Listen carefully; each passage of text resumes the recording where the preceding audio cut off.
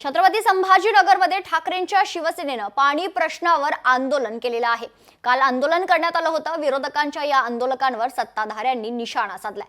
भाजपा आमदार संजय केनेकर आणि खासदार संदीपान भुमरे यांनी ठाकरेंच्या शिवसेनेच्या आंदोलनावर टीका केली। त्यांनी नेमकं काय म्हटलंय पाहूया।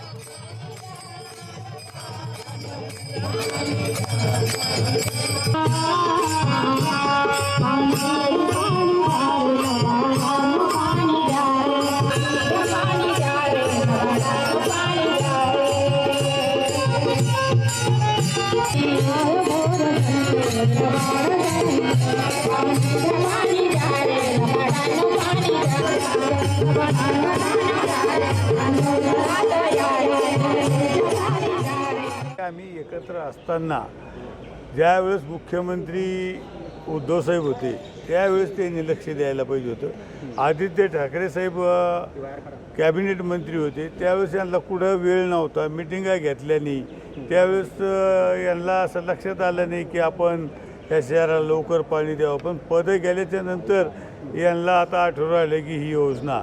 म्हणून मला सांगायचं की आदित्य ठाकरेंनी त्यावेळेस जर वेळ दिला असता तर मला वाटतं लवकर पाणी मिळालं असतं। चोराच्या उलट्या बोंब्या घुबडांना झोपू द्या लोकांना। कोणत्या तोंडानं बोलता, काय अधिकार आहे यांना?